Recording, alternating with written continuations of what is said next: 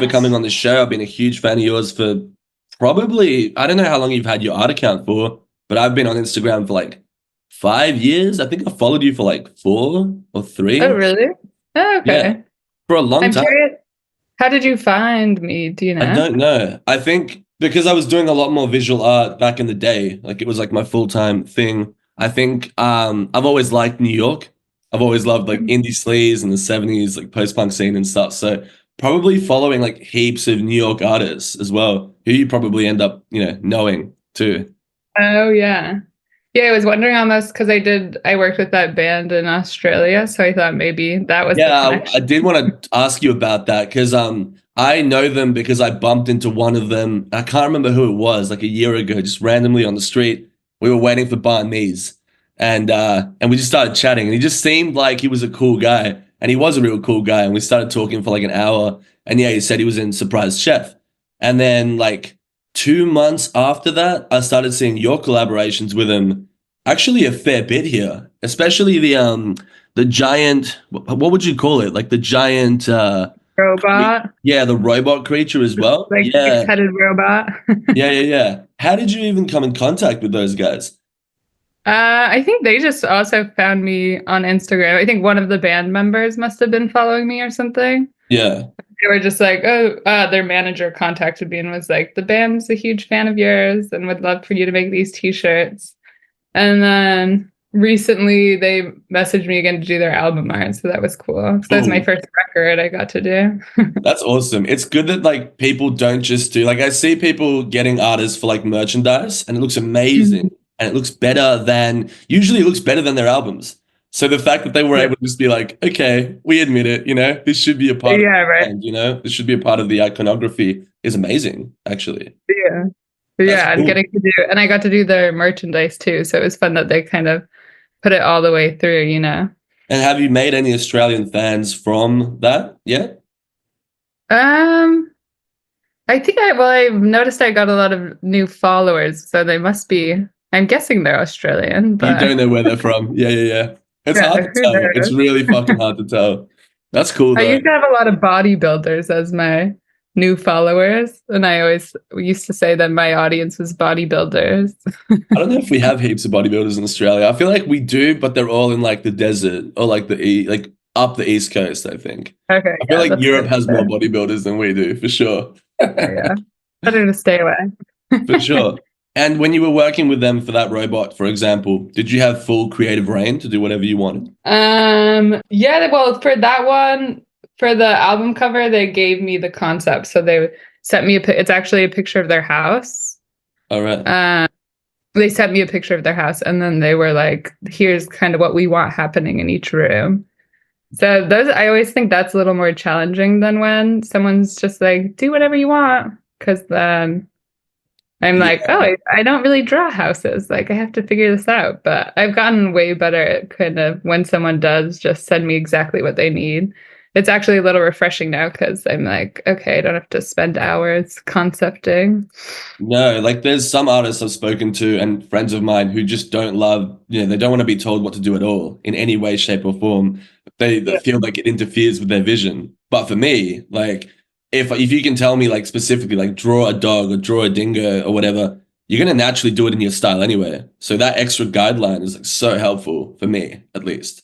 Yeah. And I think it saves so much time, you know? So, because now I'm like, oh, I'd rather just be doing my own, focusing on my own wacky worlds. And then I can kind of use the commissions to kind of like improve my skills. So if it's For like a sure. house, and then it will end up being within my own drawings. Like I kind of use it as to influence and like I've inspire definitely them. it felt like that's happened with my own iconography as well. But sometimes I have to be careful because if it's like intellectual property that's now the bands, or the people, you're like, fuck, I can't actually use that anymore. Though I've never signed contracts for it. So it's always Yeah. a bit of a gray I area. liked the little episode drawing that you did with and I didn't see my little bear at first in it. Oh yeah. Yeah, well And then I saw that today and I was like, oh my God, genius. that's actually that's not even my art. That's Gabby and her name's Apricot Banana. So she's an artist here. So she does on the potty Oh, wall. so she does that. Okay.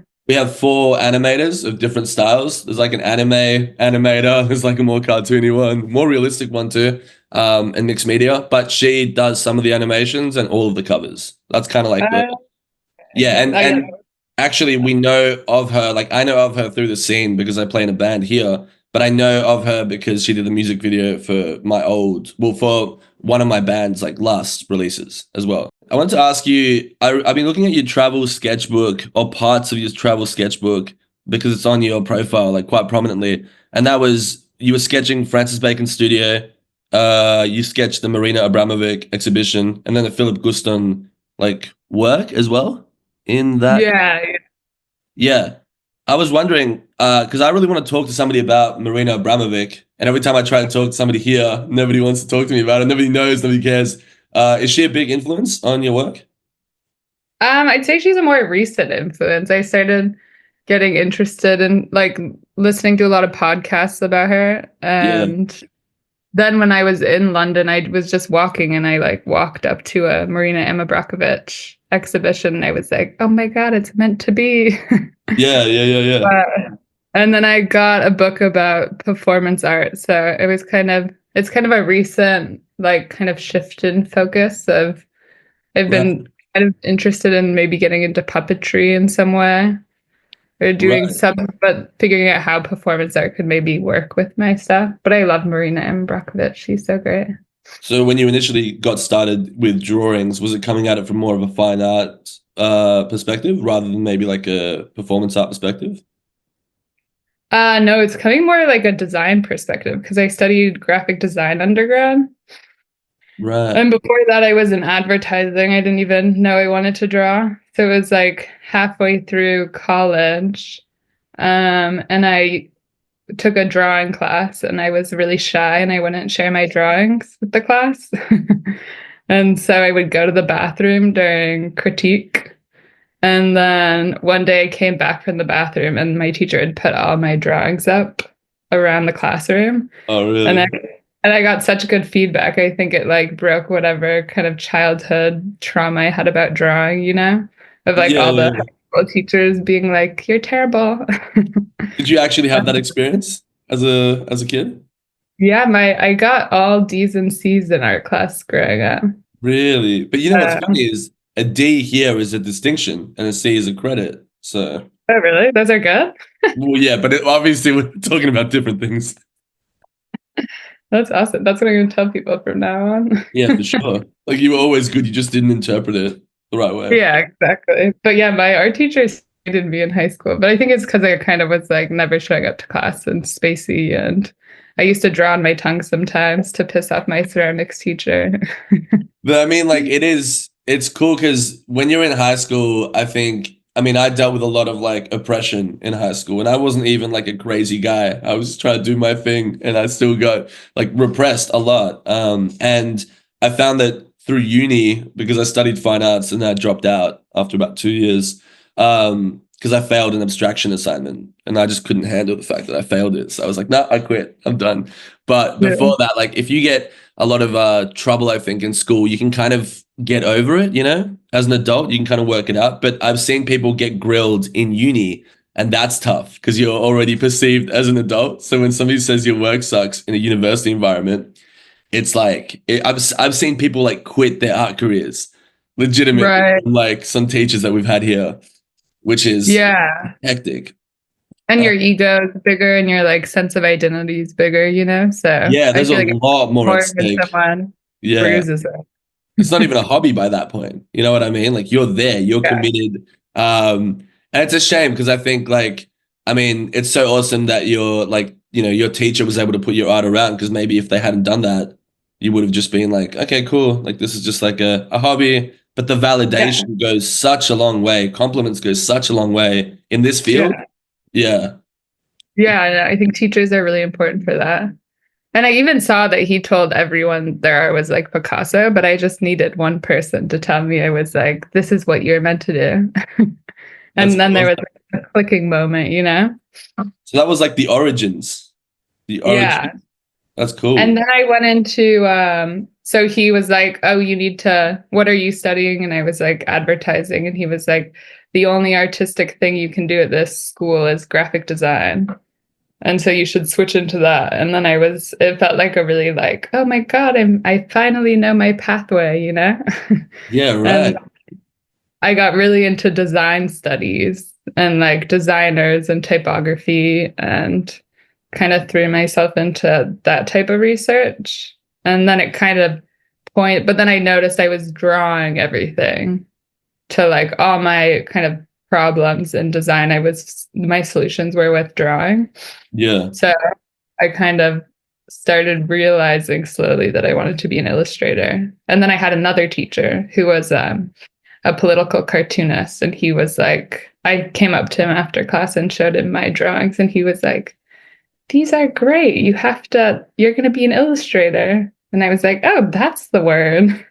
But Yeah, yeah, no, because graphic design in like its most traditional sense is more rigid, you know, and your drawings are very, very, even though they do have an element of symmetry in how like, you know, the asymmetrical, like there's definitely a design kind of layout or blueprint to them, but they're very wild, you know what I mean? I don't think in like a graphic design sense it would make every client happy, but in an illustrator sense, it's almost like the perfect style.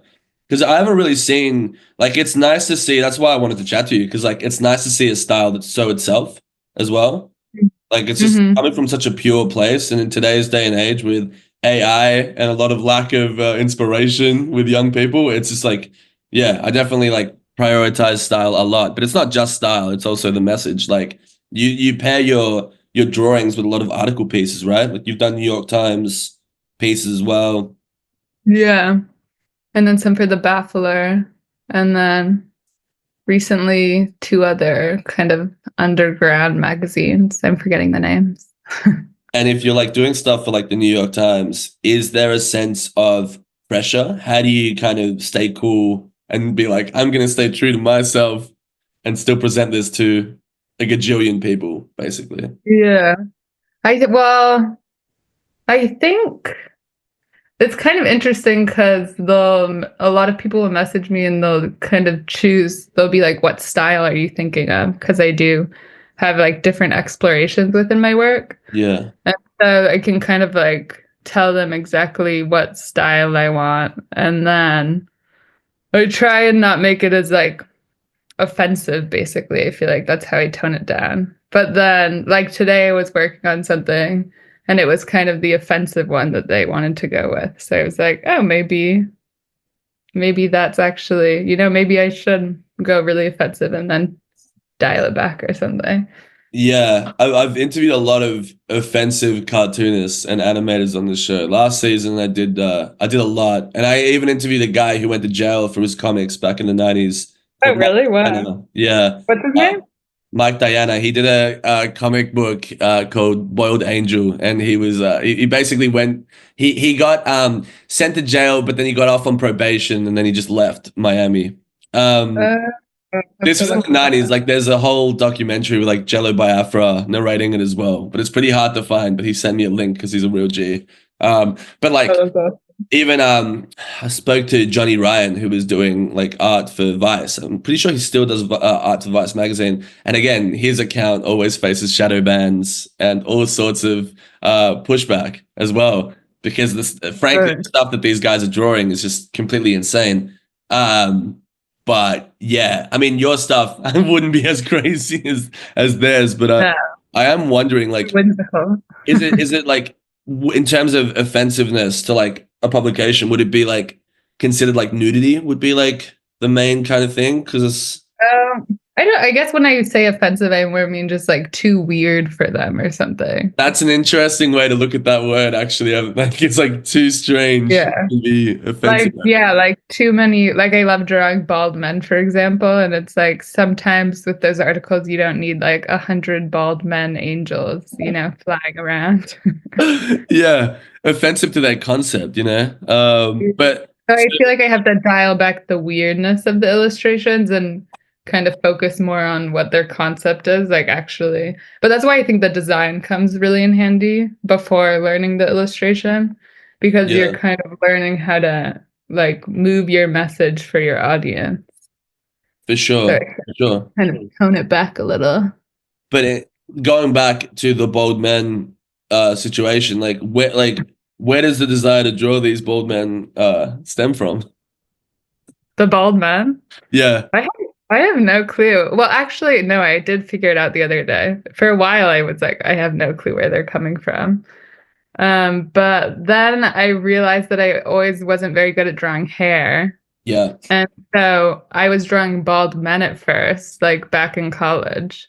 And then I found out that if I just add a little side piece of hair, they look like it looks so perfect, you know? And it's so easy. yeah. It's like a toupee of sorts. I Yeah. wanted, yeah. That's why I wanted to ask you about that because I've spoken about hair and like the power of hair in drawings with a guy called Tom Gerard who draws a lot of stoic dudes that kind of look like me, you know, like mustache, hair, and stuff like that. And Yeah. I asked him like, what would these drawings still be powerful with, you know, without any hair at all? And he proved to me that they were because he can still draw them very well. But for me, like I recently had long hair and I gave myself a mullet when I was in Prague. And actually, no, a Canadian barber did it. And like I had to kind of rethink how I draw myself now because I was so used to like the hair for me is such a big part. Like I start with the eyebrows, I do the mustache, then I do the hair. The face kind of just sits in that, you know? Um, Yeah. but I think for my band, like it's a bold mascot as well. And it's just so nice not to have to do anything. It's just a circle, eyes, nose, mouth, and you're kind of done, basically. Yeah. Um, Yeah. but that's You really don't, cool. and the I hair think does change the personality so much when you're hair drawing, you changes, know? hair makes you look older. It can make you look menacing. Like hair is a big deal. Wigs as well. I mean, how many Yeah. like artists have like changed their like if you look at even like Tyler the Creator, you know, like hair is like a big deal to these people. Yeah. And also like for me, I also really struggled with hair, still struggle with hair. And I think when I saw the Sonic Youth cover of like the classic record where they're in the car, and I saw the way that Raymond Pettibon draws hair with the highlights, the streaks, Oh that's when yeah. I was Yeah. like, oh, so you can do that? I still don't do it because I still don't understand. Some things are real simple, but you don't click with them for some fucking reason. Yeah. And I kind of like with the bald men thing, I just started doing it and now I can kind of use it as a symbol within my work and explore just the concept of bald men in Mm, storytelling too. So often be like I have some stories where it's like this community is only or this like brand is only targeted towards bald men who live in the suburbs in their 30s. And then you can make like toupee ads or you can kind of like dive more into the idea if you kind of have like a constant yeah. thing. The law of like bold people, you know? Like why are they Yeah. bold? What do they do with their spare time? Because now that you Yeah. point it out, the Oh, more I'm kind of like looking at because I have your Instagram open, I'm like, damn, there is actually like a lot of, yeah, bold people here. bald men, yeah. Yeah, I Well, never my really thought business about it. card is like a miracle cream advertisement. So Yeah. it's like going bald, and then it on the back it's like win this, like contact this number and you'll get a free miracle comb. But it's always funny when I'm tabling at like a comic event or something and a bald guy comes up to me and I'm like, here's my card. And he's like, you're my hero. Do they Yeah. do they ever ask you to sign their head with like a Sharpie or something? I hope one day that happens to I really hope me. so too, because it's like the perfect texture, I think, of Yeah. one of your drawings. That'd be very meta, actually, bold on bold. But Yeah. that's awesome. So you say comic events. So are you involved in like the comic, obviously, but like, is there a big comic scene in New York at the moment? Yeah, there's a really cool kind of like underground comic scene in New York. Awesome. Um, I just did a show. My friend Austin English and Stepan Tadek put it on, and it was kind of like they're trying to. It was a gallery show there, so they're kind of trying to show this kind of like in between of comic artists and Hmm. fine art or other types of art. Um, which is because I don't have like a full comic book yet or anything like that, but I feel like I'm accepted in the comic book world just because of my references and kind of comic like style. So it's kind of Yeah. Well, when someone hires me to do something in the comic world and I haven't actually put out a full book yet or anything. That's cool though, because like obviously being from what I've heard from some artists who are probably older, you know, people who are in their 50s, and that was a whole different scene, right, as well, in New York and in LA and Miami. But now, like in 2025, it's like I always wonder, I'm like, have comic books been able to integrate themselves into gallery spaces yet, you know, properly? And that's like that's always a battle, right? It's always difficult, I think. But then also like you're trying to integrate yourself into that scene too. So you're kind of between worlds, hey? Yeah, yeah. And that's what I'm really interested in is like artists who kind of go in between those because I'm kind of interested in like and I think it comes from design again of like having to study how your voice can be you have to like brand yourself. Mm, But if you think about it, it's all just like an industry. So to brand yourself as a comic artist, you just have to make it in this format. And then in fine art, you just have to make a painting. So it's all kind of like, but if you kind of like take all those elements as different visual tools and kind of mix and match them, for and kind of sure. interesting how they like the paths cross, you know? I think that's like pinpointing exactly why I like your work so much. It's like coming from like a true like in the broader sense of the word, a literary artist, you know? Not a like in terms of genres and stuff. Like you're genuinely just like mixing so many different styles and also putting it out in so many different ways that it's impossible to kind of say, oh, they're a, you know, illustrator. Because I think people really like to pigeonhole artists and go, oh, you're that, cool. Yeah. It is easy. Not only is it easier to sell that artist, but it's also easy just to it's a very non-confrontational thing to go, oh, they do comics, like that's cute. And then you see the shit in the gallery and you're like, what the fuck? Well, that's why I really love this show that was just put on because I feel like in within the whole art scene in New York, I feel like where I find the most original artists are the comic artists. Mm, Maybe just because there's not like no one's in that scene to be a rock star and make a ton of money. yeah, But you see people more exploring their personal voice versus like exploring a style to fit into the industry. I would imagine that zine culture is quite prominent in New York as well. Yeah, definitely. Lots of I feel like I do yeah, I've done some zine fairs and then comic fairs and then and then my work actually sells the best at like fashion markets. I noticed. Maybe because I'm the Cool, only one. cool though. Yeah, zines are, in my opinion, zines are probably the most powerful medium when it comes to like illustrated media.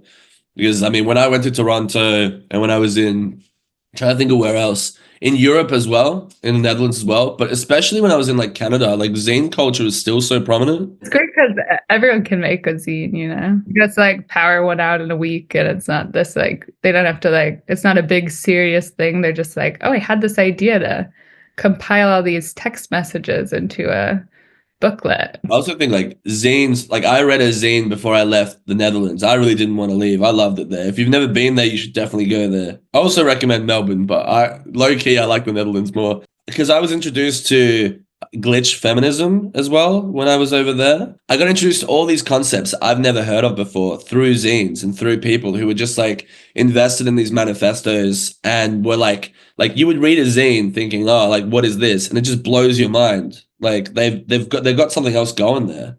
I don't know. Like I've been more challenged intellectually by zines than by any book or any painting that I've seen in recent times because there's no Yeah. pressure to conform in any way. You just Yeah. say whatever you want. And turns out people have a lot to say if you give them the right Exactly. Yeah. platform. They really do.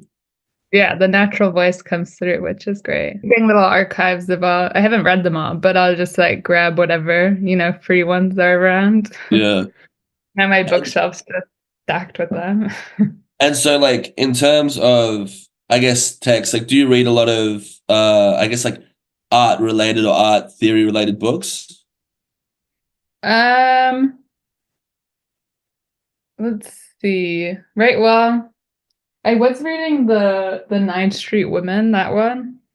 And That's then yeah, but I just started it. It's about I'm trying to read who it's about, but my mom just sent it to me basically. right. Yeah. Uh, I was getting into alchemy for a minute, and that's actually how I discovered Marina Abramovich.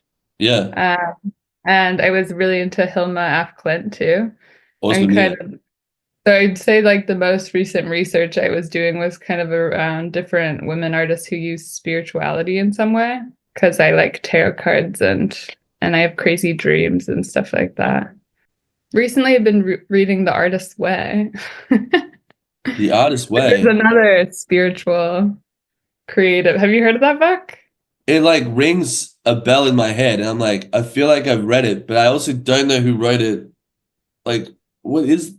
I'm gonna Google it. That's kind of where all my reading time's been going. But it's like a cult classic basically, but it's kind of like a guidebook for artists to access their highest creativity. And Cool. it recently has been taking like it recently came back up and has been getting popular again. Yeah, I yeah, think Doichi wrote or like did a something about it, or she posted her old YouTube series about it. yeah.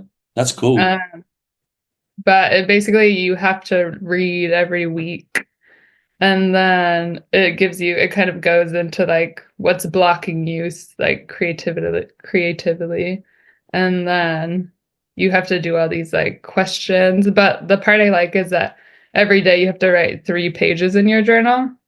And then every week you have to take yourself on an artist date, which is like one like this week I went figure drawing. And Cool. then it kind of gets you like out doing something because I have a tendency to just like stay at home at my desk all week long if no one tells me to go do something. Sure. And actually going out and just immersing yourself in a new environment and also with new ideas and new people does so much. You know, even if you have a bad interaction with them, it does so much for making like good work and keeping yourself inspired. Yeah, But that's cool. definitely. I mean, that book kind of, I mean, not, it's obviously not the same thing, but I read Virginia Woolf's A Room of One's Own a while ago. Like Okay. the concepts of just like having a space that's your space, you know what I mean, that you can sustain. Also is like very conducive. It's like if you can just create good habits or a good environment for art, then you can actually turn it into just like a daily thing, as normal as walking or having breakfast as well. Yeah. Yeah, I've always been. I also have a book about artists' different routines. Mm. And I've always been interested in like what kind of what little like moments and routines do different artists do to kind of change their artwork or change how they're thinking.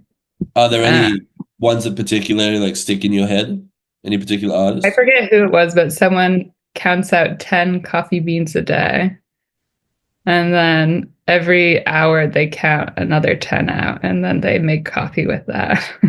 Right, yeah, that actually reminds me of a book that I have actually here, very similar, which is called, it's more of a zine than a book, but it's called On Making Less.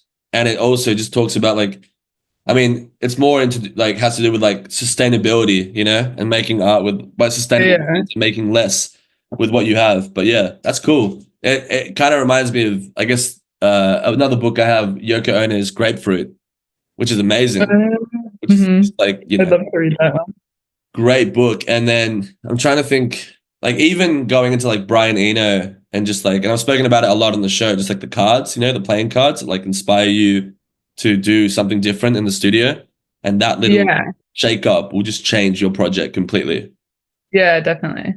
Yeah, I like things that are about subconscious kind of bringing your because I do feel like a lot of my drawing comes from a subconscious place and I've kind of accessed this like state where I can just draw and not really think. And Yeah. then also a lot of my dreams influence my drawing. So I feel like I do like a lot of like those artist self-help kind of or someone's like theories on accessing their magical side, spirituality stuff. There's a word for it. I know the first, it's two words that like make a sentence. It's called like disruptive something. And I don't know what it is, Oh, but really? yeah, it's like the idea of just like shaking something up completely. And like I really like I was gonna say like the way you kind of described, it's like going into like almost like a possessed like seance like kind of state, and you're like bringing these drawings to life. Like you can see it in your work, like from a very pure standpoint. And I used to do that all the time with my art because in COVID I was drawing every day, so I would be tapping into that world, and it was so much fun. And I literally thought, I was like, man, I'm so jealous. I haven't tapped into that for such a long time. But then I realized Yeah. that last night I was doing it with music, making like Frank Ocean music, like with my Oh, mates at really? 3 a.m. Even though like I play post-punk here, but there's so many ways to do it. I think even just being aware of it, because sometimes it's scary to be aware of the subconscious because you are afraid that you're going to disrupt that too much and then you're going to fuck up. Because I guess there is an element of superstition to it. I don't mean like superstition like a general sense, but like, oh, what if I mess with it too much? Will it not be able to give me Yeah. what I need? Do you feel that as well? Or you open it too much and you never come back, and Yep. then Yeah, you open it too you're much and you're crazy. completely lost. Yeah. But Yeah. I don't know if that's possible. Like, I don't know if you can go too far into it. I think you can get lost with bad habits that will then affect your art process. But it'd be interesting if you could get so lost in your own style that you just become that style. You live and breathe. Yeah. Sometimes I think, who is the Yayoi Kuzama, Oh, is it too, the Japanese artist? Yayoi Kuzama? She does all the like dots. She's Yeah, super yeah. I famous. just saw her exhibition here in Melbourne. Oh, really? Okay. Well, because she lives in like a mental institution or some sort of like Yeah. helping her. And I kind of think, and that thought of her, like, oh, maybe she painted dots too many times and it drove her insane. And then my mom called me one day and she's like, well, let's hope that doesn't happen to you. And now sometimes I'll be like, what if that happens to me? What if I go crazy because I'm drawing bald men too much? And then all I see are bald people everywhere. I mean, that's true. And also like, when I first bought myself a car here, I saw that model of car everywhere I went. It was all I could see. Yeah. Like if you're in a house and you notice one ant walking around, then you realize there's 1,000 ants everywhere and you become hyper fixated on it. So maybe you are like, manifesting, at least observing lots of bald people in your life as a result. I'm sure she does the same with dots. I'm sure everything she sees is a dot, to an extent. Yeah. Oh, for me, Yeah. faces as well. Like, what's it called? Is it pareidolia when you Oh, see faces faces and in things. everything? I Yeah, think I see a face in every house I look at.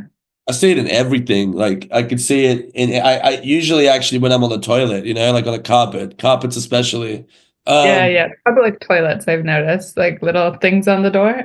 yeah, yeah. Yeah. I don't know why that even is. I don't know if everyone sees that. Maybe it's also because like if you dabble in cartoons, you dabble in art, a face is like the best way to bring life, actual life source to your drawing. Because now it's a character. Now it's human. There's actually a really good book on that by it might be Ways of Seeing by John Berger. I don't know if it Oh, is, yeah. but the idea of like, and maybe it's actually the cartoon.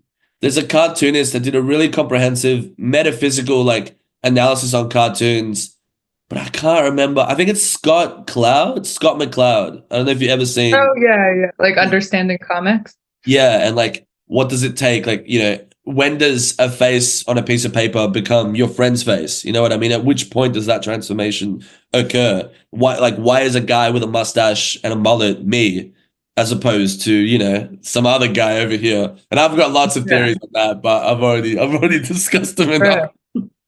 And then there's that other thing where people are like, oh, everyone's secretly drawing portraits of themselves.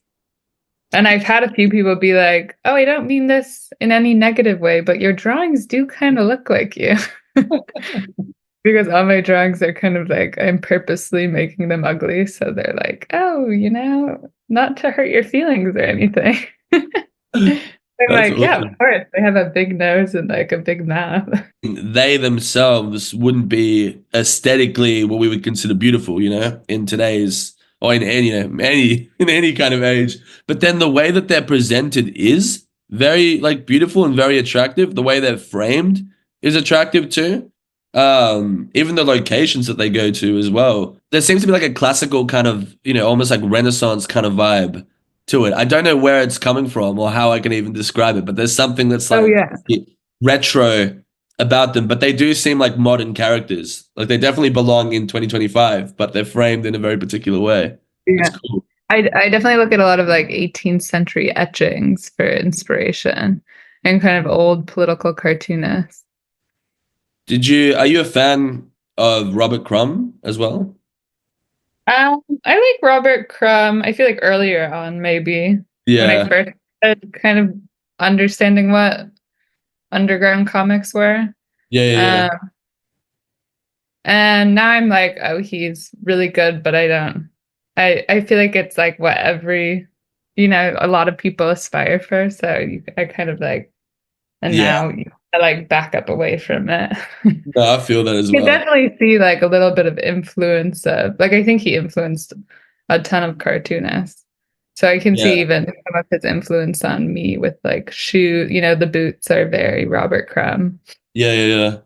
That's cool. I mean, yeah, he would be like the go-to. But over here, like we just don't talk about comics, period. So even discussing Robert Crumb with somebody is like, oh, great.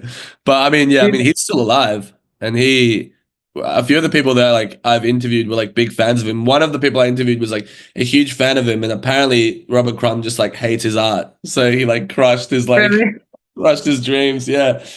Which would suck, good. if you were like so inspired by somebody and then they're like, yeah, you're all right, Or like they wrote him a letter actually saying how much they didn't like his shit. You wrote him a letter. Oh, Wow. really? Oh, Yeah. wow. Um, I honestly didn't realize he was still alive. but who would you say like in terms of people who are active in your kind of field, like cross medium or interdisciplinary, who would you say are some of like the people that you respect or admire at the moment who are doing amazing work in your scene? Um, well, the people who put on the show, Yeah. um, Austin and Stepan, who I already talked about, I admire both of their works. And then my Gary Panter, who's still alive, but he was like a I love Gary Payton. underground, he was in that kind of like 60s, 80s underground cartooning. And then one of the guys who was in the show too, which I was really honored that he was in the show with me, was Takashi Nemoto, who's like a part of this kind of Japanese 80s comic genre called Garo comics. And so Yeah. that's actually kind of like Gary. It's cool what I love is like learning all the connections. So like Gary Oh Panter was wow. Yeah, yeah. as the Actually, American Garo. that's cool. Yeah, yeah, yeah. No, this is like I'm Googling his stuff right now. I've never seen his work before, but like that's amazing. Yeah. And his Cool. is what you could call is like, I bet he dealt with the offensive part because some of his stuff is. I definitely think he did. If he's a Japanese artist, yeah, Yeah. he would have dealt with it a lot, actually. This guy, I don't know if he's alive, but he was also in Gar, which is Abisu Yoshikazu. But he did this really great book called Pits of Hell and some other ones. But he was inspired by this guy who was actually a graphic designer, Tadanori Yoko. You're right. And so he really liked his stuff. So I thought that was like, oh, you can see now how like the underground comics and the designers come together in a That's way. awesome. But then I don't know. I think Tadanori Yoko is still alive. Braulio Amato was my mentor in school, which was cool because I Really? looked up to him for a really long time. And then we got to pick a mentor when I was in grad school, and so I picked him. But his stuff, I was definitely influenced by his stuff when I was like doing design. And like you can look at some of my old stuff and be like, oh, there she was copying Braulio. Which But is like, like, I think a lot of the design right now is kind of like a copy of his style, but which I think is cool. how did you get it? I'm like still trying to think about this. So they let you just like select like a rogues gallery of these like wise Yeah, models, and you got to just pick one, and then you just got to work with him. Was it like with Zoom, or was it like what was the? yeah, so I did do grad school during COVID. So it was the part of COVID, it was the second year when COVID, the restrictions had been lifted. So we Yeah. did meet in person because he lives in New York City. Oh, cool. But basically how it works, yeah, they're like one of their big draws. They're like, you pick a mentor who lives in New York City and we'll get them for you. Really? Yeah, but they have a budget and stuff like that, so they're not I doing really it. wonder what that budget is. Like, could you get like Scorsese? Could you get I like, mean, they've gotten really great people. So originally, I had two people in mind, and I also reached out to Gary Panter, and he emailed me back, and it was like, "Hey, Lillian, misspelled. yeah, yeah, I'm yeah. retired. Best, Gary." Really? You know, I've tried to get him on the program as well with similar luck. Yeah, like obviously he's Yeah, yeah. I think not he's gonna do he's it, but but that's why he's awesome. Like I love all his it's so Instagrams where cool. he posts his sassy writings. He's still, yes, so active though on Instagram, Mhm. Like as an Instagram artist, he's more active than anyone in his age. He's always posting relevant, like cool stuff that's still like super relevant to what's happening, especially with the political climate in Yeah, America right now. But yeah, yeah, like he's amazing. I mean, he did like I didn't even know like how many artworks he did for bands I knew. I didn't know he did the original Chili Peppers like covers. And then like Jimbo Goes to Hell and all that kind of stuff. Like huge yeah, inspiration for me as well. Yeah, he's amazing. yeah. I know. I love his work. So, but he did mentor some other people in the program before me. But then I guess now he was like, and he used to teach a drawing course at SVA where I went to grad school. So Yeah, it was like, so his name kind of popped out when I was applying, and I was like, oh, I'll get him to be my mentor. that would have been I'll take a amazing. That drawing would have been class with so cool. him. But I Yeah, heard his drawing class was just like telling people to draw, like not like in depth or anything. It was like you just have to draw it to figure it out. that's it's such a big like contrast to here. Like again, Melbourne has amazing artists, and now that I've been to Europe, I can actually say that with a leg to stand on. Not that Europe has a great artist too, but Melbourne does have a good art scene. But one thing we don't have is mentors, and so it's kind of like a scene of like maybe like I don't know if this is too harsh of a word, but like intellectual like orphans.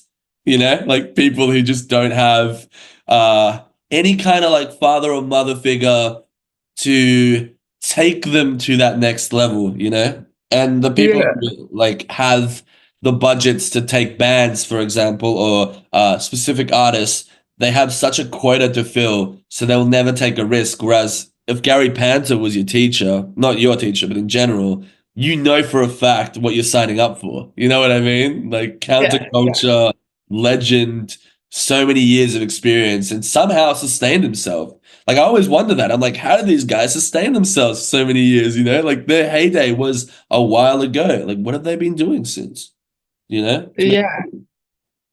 Well, now I bet he just has to. I've actually heard through the grapevine that he just has to sell like one drawing a month to survive.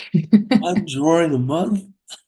Because he has super fans who would probably put down a lot of money. But like he could probably become a really rich man if he wanted for how like famous he is now.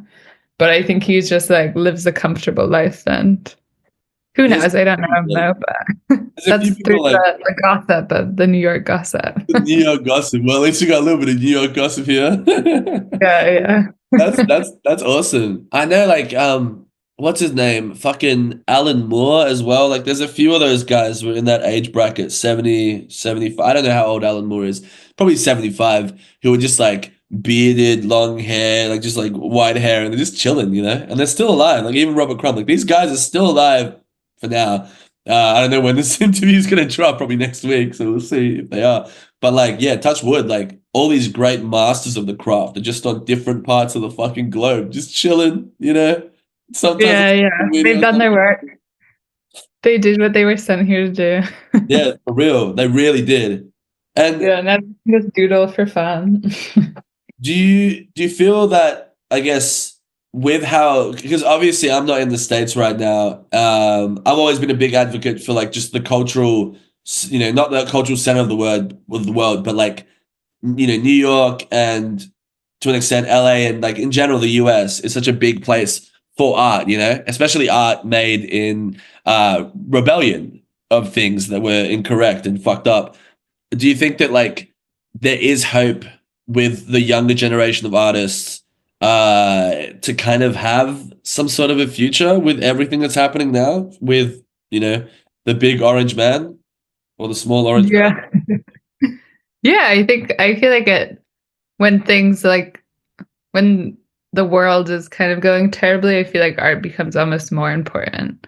That people need to become. I think also I feel like art, especially the industries, have been getting less authentic when like kind of like children's books and illustration, like it's all becoming kind of this machine, and that's why you're seeing so much of the same artist, like same art over and over. Like illustration all looks the same, the Yeah, fine artwork all looks the same. I feel like when things itself in the world are getting bad, people start to have to be more authentic with their voice in order to connect with people. So I bet maybe the younger generations or like artists now will kind of like wake up and be like, oh, I don't just want to like make my drawing look perfect for the New York Times. So the New York Times keeps hiring me. Like I want to actually say something with my art, you know? that's cool actually. Maybe like it is true that like the best art. I don't think the myth of like the troubled artist is bullshit. But I think that like I get a good mental health is so important for making art. That's what I learned in my 20s. That's the one thing I learned. But bad political climates or really like intense periods of oppression do make really great works that resonate with the human spirit in a way that, when I was back before COVID here, and we had like the world's longest lockdown, and it was crazy. I was still trying to get over it. Like we had like curfew, and like we couldn't even leave 5 kilometers from our house, and it was crazy for 2 years basically. It was just like house arrested, and that was the best period. Well, up until the very end where I lost it, that was like the best period of art I made. I was like so close to the fucking sun, and they just burned me by the end of it because it was too much. There was no balance. But before that, with the band I had before that, I was always asking myself, what am I complaining about? What do I actually have to complain about? Who am I fighting per se? Who's the big bad, boss in the sky that I'm supposed to be like taking out? But then after all that, I knew. And then I lost myself again because I was like, I don't want to just be this screaming idiot. And then now I'm kind of becoming more vulnerable and soulful in my 29th year of this planet. But yeah, I do really resonate with the sentiment that like the hope could come from art as opposed to from another area. Like maybe people could actually turn towards that and be like, listen, there's a lot of AI bullshit. There's a lot of stuff that's made by pixels. Life is basically just dominated by your phone and all your data that you have and all the stuff that's stored on you. Maybe we need a human touch because what are Yeah. we doing here in the first place? And I feel like, yeah, in music too, like a lot of artists used to be a part of political movements with their Yeah, lyrics and their songs pointed out injustices and stuff. But now it's just like all the pop, like everything's become so mainstream and everyone has to be like branded in this certain way. So I feel like maybe it'd be great if we started seeing like, yeah, people kind of go back to what they really want to say with their work. But I don't think yeah, that necessarily always has to be political. I feel like just authentically expressing yourself yeah. already kind of denies what the higher powers want you to be doing. Yeah, I think also just like directness, like true directness. People say they're direct, but they're never really as direct as they say. Like just to say how you feel. I mean that's what art is showing people how you feel to the nth degree. And I think that that's so important. And maybe if you just look at it that way, as like you just want to express yourself in an honest fashion. It doesn't Yeah. have to be related to a political movement because that can also be dishonest. You can also be Right. dissuaded and manipulate. Yeah. But if you just have a little bit of fire in you to be like, this place is cool, but it could be cooler while I'm alive. What could I do to make that happen? How could I inspire people around me, even, just with like an honest Yeah. statement and honest people really like, I'm sure you've definitely like found this. Like people really see art as like a mirror to themselves and as a way of expressing things that they themselves just don't know how to. And so suddenly you'll do a piece and they'll be like, shit, like that actually reflects some part of me, of my subconscious or my unconscious that if it wasn't for your help, I wouldn't have ever been able to like get out or recognize or see. Right. And I've heard that, I feel like I've read somewhere that artists, like some artists said this, that it was, you should just, yeah, if you just express yourself, someone's gonna relate to it, but you should never make art with the intention of trying to relate to other people. It Yeah, should just be kind of a yeah. self-expression, and that there's going to be someone in the world who kind of understands or feels an attachment to that in some way. What's the idea of the zeitgeist? Is like you don't usually make this like you don't find the zeitgeist kind of finds you. Like you position yourself for it, and then you can get hit by lightning at some point if you're standing in the Yeah. right spot. But like it's never an intentional thing. I think the intent is just to make art every day, or make it into a habit, so that it's like going for a walk. You're not always going to find gold. Actually, you're never going to find gold. But for the metaphor's sake, maybe if you walked every day, you'd find some cool stuff to look at. Yeah, Like find exactly. some cool things. But I've you been have to. taking morning walks every day. Morning walks are That's hella part good. of my new routine. Yeah. Yeah, no, morning walks is probably the best thing. For me, it's driving. I really like driving, and I like driving somewhere where I know I can't write lyrics. Like if I have to go to a job or something like that, then I'll just be Yeah. like with my phone on my notepad while I'm driving, trying to fucking write these lyrics down. Like for me, that's like the equivalent of a morning walk. But morning walk Yeah. for sure. But yeah, Oh, cool. ideas pop into your head while you're driving. Always like lyrics, especially because my mind knows that I'm gonna be, in a place for 9 hours from that point onwards. And so it's like, okay, Um, well, you better make the most of these next 30 minutes. It just so happens that you're driving. So I wouldn't really advocate for writing yeah. and driving at the same time. But actually, maybe voice recording, even if it's ideas that you have. But yeah, Yeah. Yeah, I have heard that actually. That people while they're driving. And then the shower too. I've in the heard the shower shower as well. is another Yeah, story. especially for lyrics, especially for just singing, like finding good rhythms and stuff. Like the shower is like just the best place for that. The shower is for singing, The shower definitely. I is for don't singing. come up with drawing ideas there. I just sing. Yeah, no, that's yeah, for sure. The last thing I wanted to kind of ask you, so I don't take up too much of your time. I don't know what time it is over there now. 10:22. Okay, yeah. Kind of late, No rush, no rush, all yeah. the artists should be in bed at 11 p.m. That's what I Yeah, yeah, yeah. More like uh, 12:30. yeah, yeah. And for me, it's literally just 4 a.m. now every day. Really? Oh gosh. Um, I get if I need to go to sleep at a certain hour, I start getting dizzy. That's my new thing. No, it is actually like important. And I mean, this sounds like such like an old timer thing to say, but not bringing the phone to bed is like so good for just like a good night's rest. Like just not having it Oh next, yeah, yeah. it's a game changer. It really I is. started leaving it, yeah, on the desk. But that's not what I was going to ask you. That's not even a question. I was going to ask you, so I know you've taught as well. Like you teach art too. You've done some like drawing classes. Yeah, I was teaching for 2 summers. I taught high schoolers at this camp called Snow Farm in Massachusetts. Yeah. But it's like the coolest camp ever. It's like a lot of the kids are going there because they're doing glass blowing, and they're all high schoolers and they're glass What the blowing. hell? It's so insane. But it's so there's glass blowing, there's ceramics, there's metalworking, and then different types of glass, and then there's drawing.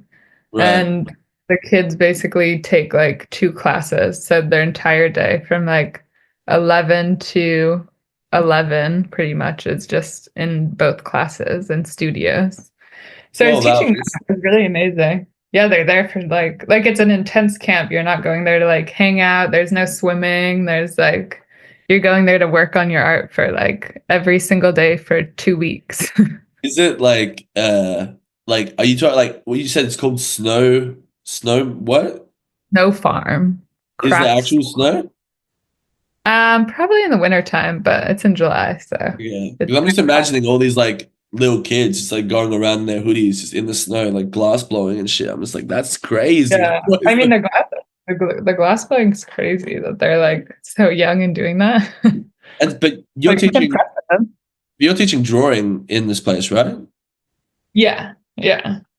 And so like, I guess, Drawing. having seen as we kind of like spoke about at the beginning of this, like the importance of like a teacher, you know, and just like how big of a difference that can make in the world and the career. What's your kind of approach for teaching these kids drawings? Yeah, I think because I had teachers who were really terrible in my early years, I've definitely tried to be like very encouraging with the students. And even if like find something within each student's work that I can kind of like push for to make them realize something within their work. Or Right. kind of like try and figure out their interests and kind of be like, oh, I noticed you're really happy when you're doing this. Like one example was there was a student and she was just having like a really rough time, kind of like the tear up your drawing vibe, you know? Yeah. And but I noticed when she made more of like a mess with stuff, she got really involved with it. So then we gave her oil painting, which was kind of scary because it was kind of Yeah. scary to make a mess with oil painting. But then she made these amazing paintings. So I feel like just finding something that you can see kind of like a spark light up in a student's eye. And then I try also to really talk to them like they're just like a peer Mm. and kind of like we're brainstorming ideas together. Like I would talk to like another artist friend about like, oh yeah, let's like think of your new ideas for your project instead of like, this is how I do it and this is how you should do it. Yeah. Because I notice like that kind of makes them think they're at like the, you know, a level where they know things and they also have like a big brain full of creative ideas. And also I'm learning from them. So if I'm like kind of like in a conversation versus telling them what to do, I noticed it like brings more creative ideas to they For come up with sure. more like authentic work that's themselves. I guess those are two really good points as well, just in general. I mean, because like, I mean, it's like teaching is just the process of like trying to pass down information. So it is really important. It's probably the most important thing in the world. Like a good education. I have never really experienced it here, so I'm really fascinated by like good techniques, you know, to like just instill in people, you know, like their whole future basically. Like that person might go on to become, you know, the next you, you know, or work alongside you. And like you are speaking to these people, like you're tailoring it to their, like, you know, to what they like. And also like you're showing them that you are like, you're a friend and you're someone that you're not above them, you know, you're just been on the planet for a longer time. And that's Yeah. amazing. And I think that's so many teachers and lecturers really have a habit of like speaking down to people because it gives them a sense of purpose. But I think the real purpose comes from just like how great of a, you know, future can you leave and what kind of a community can you create as well. Yeah. So that's cool. Yeah. And I feel like the best teachers in my brain I had some sort of like camaraderie with of like I had a high school teacher who I just didn't do well in any of my classes in high school, basically. But he, instead of like talking down to me like the other teachers, he was also a cartoonist and he must have noticed that I like drawing somehow. So at the beginning of class, he'd be like, if you're not going to pay attention, at least do something. So he'd draw a line on a piece of paper and he'd be like, complete this line into a drawing by the end of class. So, and don't talk to your friends. That's amazing. Yeah. It sounds so basic and it seems so simple, but like, yeah, that does fill me with hope that there's people drawing lines, you know, completing lines all across the country, maybe the Yeah. world. That's But then sick. I also think the other good thing for teachers to, or well, what I was trying to do as a teacher was, I feel like when you're in high school, you think what makes a good artist is a technical artist. And that's just like, I don't know why. Like, I remember thinking that too. Like, oh, if I can draw the most realistic face, that means I'm good at drawing. Yeah. So I try and be like, it's less about your technique and more about like finding your voice and kind of like finding what interests you. So I'd make them do these lists of just like 20 things that interest them. And then they'd have to like combine three of them to make some sort of monster. So like a Victorian lizard with boots on, which is kind of Cool. what I do in my own drawing. So I'm like, I Yeah, like to yeah. like combine bald men and leather boots together and see what happens. Honestly, like I do the same. Like especially like for me, I'm a big Doc Martens fan, you know, and so like having big docs is really fun to draw, and then maybe some kind of armor as well. And I guess that the character I usually draw does look like a lizard, so well, kind of like an Yeah, alligator. So yeah, there I is just something. described your character. Yeah, there is something to be said for that. Like just the idea of like I guess realism. Even when I grew up, I was like, I'm not a painter, I'm not an artist, I'm just a writer. Why? Because I can write in a technical fashion, you know? Not even that, but I can try. At least it's words on a piece of paper. But with art, the learning curve, because people tell you that you have to be realistic and that is the means with which you have to compare yourself to, pretty much puts you off from ever exploring art for the rest of your life. You know, you have to go through some shit to even Yeah, get to the point where you actually grab a piece of paper and a pen. Like, I've had mates who were told that they couldn't draw and they've never drawn again. It is interesting, just like the power of positivity. And even if you've gone through some hard shit, just like trying to get people back into it, because the techniques that you're talking about for young adults and for children, they can easily be applied to adults who are feeling completely lost in their life and hopeless and bored and depressed. I think that, you know, these are like obviously there's lots of cool books that we've discussed as well that can help them with inspiration. But even something as simple as those three different techniques can go a pretty long way, you know? yeah, Uh, yeah. And I think it goes back to like what I was saying about the boundaries people put up for themselves around the different industries. And so they get kind of like pigeonholed into one style. yeah.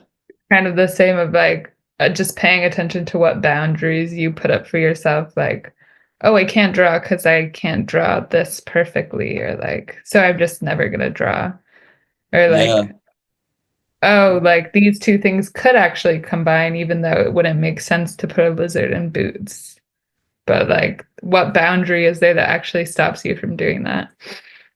Yeah, I guess just everything you've experienced from your, you know, from educators and from the real world and not actually seeing maybe the real world application of a lizard in boots. Just Yeah, saying, well, okay, yeah. well, why the fuck would I ever draw that? What's the Yeah, point of that that? But seems there's weird. so much to be gained from a lizard in boots. I think that's what we can that's what we can glean from this conversation. Yeah. Um, It is a good the comment. the last thing I would say, and thank you for spending this hour. It's been awesome. Um, Yeah. is is there anything you want to say? Some people don't have anything to say to the people of Australia. Is there any urgent message you want to get across to them you haven't already gotten across?